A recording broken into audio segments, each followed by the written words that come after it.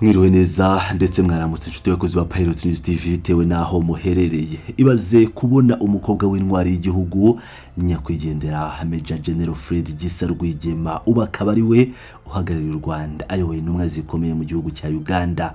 Igihugu se yatangiriyemo amateka akomeye ya gisirikare mbere yo gutangiza urugamba rwo kubohora u Rwanda. Ibisinkuru mbarirano uyu munsi tukaba tugiye kurebera hamwe ku buryo burambuye inama ikomeye cyane iri kubera i Kampala aho Teta Gisa Rwigema yayoboye ibiganiro bya diplomasi, umutekano n'ubukungu hagati y'u Rwanda na Uganda. Ni ibiki byinshi nyuma y'ibiganiro ku cy'inama ari ingenzi cyane mu buzima bw'igihugu cyacu ndetse n'igihugu cya Uganda, ubwo ndavuga ibihugu byacu byombi. Gumana natwe rero kuko tugiye kubicukumbura byose mu buryo bwimbitse. Ikaze mu makuru yacu. Reka twinjire mu mizi y'inkuru. Kuva kuri uyu wa mbere tariki 20 Mata umurwa mukuru w'igihugu cya Uganda Kampala wakiriye inama ikomeye cyane izwi nka Joint Commission cyangwa se komisiyo ihuriweho n'ibihugu byombi. Iyi si inama isanzwe kuko ari inama ya 12 y'iyi komisiyo igamije kwiga mu buryo bwimbitse kandi bwagutse uko ubufatanye ubuhahirane n'imikoranire hagati y'u Rwanda na Uganda byarushaho gutera imbere no kwaguka. Intumwa z'u Rwanda zitabiriye iyi nama y'iminsi 3 yose ziyobowe n'umugore w'umuhanga kandi w'umunyabigwi Teta Gisa Rwigema. Nk'uko twabivuze mu ntangiriro, Teta n'umukobwa wa Major General Gisa Rwigema, intwari yatanze ubuzima bwayo itangiza urugamba rwo kubohora u Rwanda. Uyu munsi Teta Gisa Rwigema afite inshingano zikomeye cyane kuko ari we muyobozi mukuru ushinzwe Afurika muri Minisiteri y'Ububanyi n'Amahanga n'Ubutwererane y'u Rwanda. Izi nshingano yazihawe mu kwezi kwa Gashyantare mu mwaka w'2024 kandi kugeza ubu ari kugaragaza ubushobozi bukomeye mu guharanira ndetse no guhagararira inyungu z'u Rwanda mu mahanga by'umwihariko ku mugabane wa Afurika. Isi nama iri kubera i Kampala iri kwibanda ku kireka tubirebemo tubishyiremo amaso cyangwa turamburemo amaso kimwe ku kindi kugira ngo mubyumve neza. Ibiganiro biri kwibanda ku nkingi za mwamba zifatiye runini ibihugu byombi. Icyambere ni imikoranire mu bya gisirikare n'umutekano. Murabizi twese ko nta terambere ryabaho hatari umutekano wizewe ku mipaka y'ibihugu byombi. Kugira ngo abacuruzi bambuke bajye Kampala cyangwa i Kigali hakenewe umutekano usesuye. Icya kabiri ni iterambere ry'ibikorwa remezo ndetse n'imiyoborere y'urwego rw'abinjira n'abasohoka, immigration.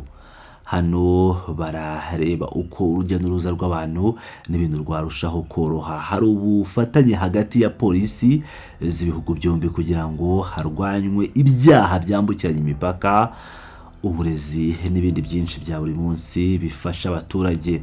Ariko se ibiganiro byaba ari byo kuvuga gusa? Oya rwose. Impande zombi zirimo gusuzuma intambwe yatewe kwishyirwa mu bikorwa ry'amasezerano akomeye yashyizweho umukono mu nama ya 11.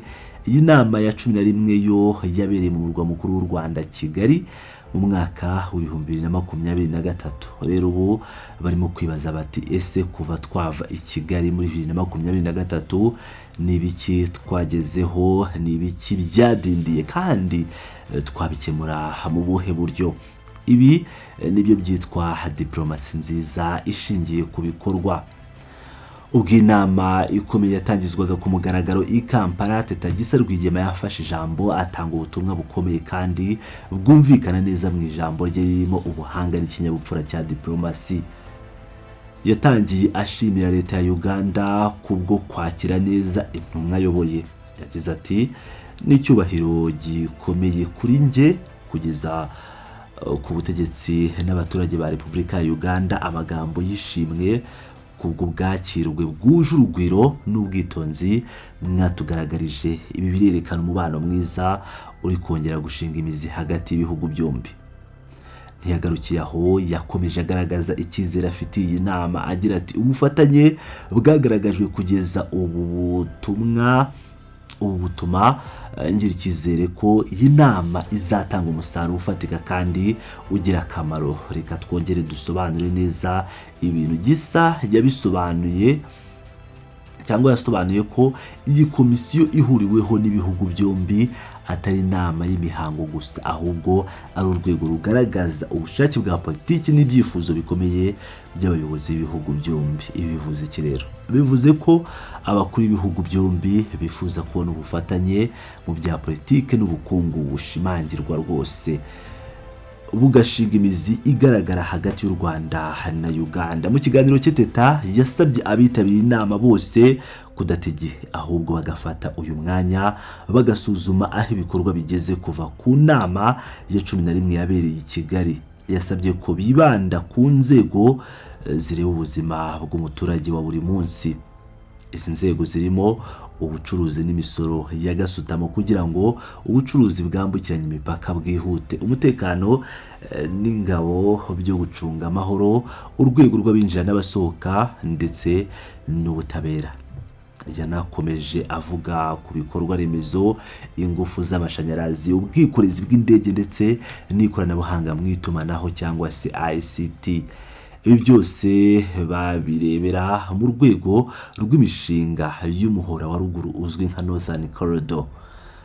Kuri babandi batabizi, uyu muhora wa ruguru cyangwa Northern Corridor ni inzira y'ingenzi cyane y'ubucuruzi ihuza icyambu cya Mombasa muri Kenya igaca muri Uganda ikagera mu Rwanda. Niyo mpamvu ibi bihugu bigomba guhora byumvikana neza ngo ubu bucuruzi budahagarara.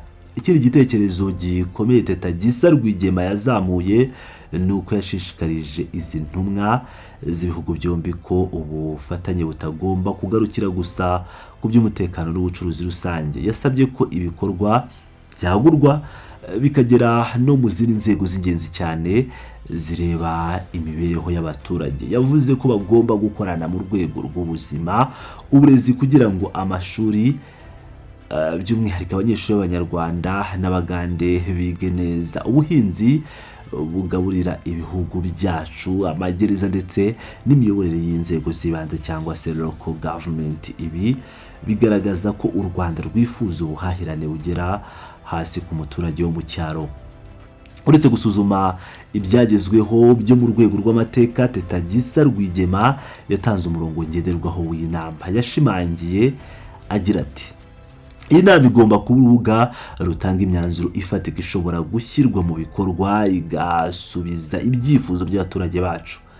Aha yasobanuye neza ko ubufatanye bw'u Rwanda na Uganda bugomba gukomeza kuvamo imibereho myiza y'abaturage, gukomeza kwiyongera k'ubufatanye mu karere dutuyemo ka Afurika y'Uburasirazuba no guteza imbere imibereho n'ubukungu mu buryo burambye mu bihugu byombi. Ntabwo ari uguhera mu magambo gusa, ni ugushyira mu bikorwa. Mu gusoza ijambo rye n'iyi nkuru yacu, Teta yanasabye ko ibiganiro by'iyi minsi 3 bigomba kuba bifunguye, byubaka kandi bigamije ibisubizo. Yasabye intumwa zose kugira ngo hatangwe ibitekerezo mu mucyo nta guhishanya, hubakwe ubwumvikane kandi hashyirweho urufatiro rukomeye rw'ibyemezo bifatwa mu nzego zo hejuru. No kuvuga ibyemezo bizashyikirizwa abakuru b'ibihugu byombi. Inshuti bakunzi bacu, iyi nama i Kampala irerekana isura nshya y'umubano uri gutera imbere umunsi ku munsi hagati y'u Rwanda na Uganda. Ku Rwanda ruhagarariwe n'umuyobozi mushya wungirije muri iyi minisiteri ari we Teta Gisa Rwigema, biratanga ishusho y'imbaraga nshya n'amaraso mashya mu rwego rwa diplomasi. Ese mwe murabibona mute?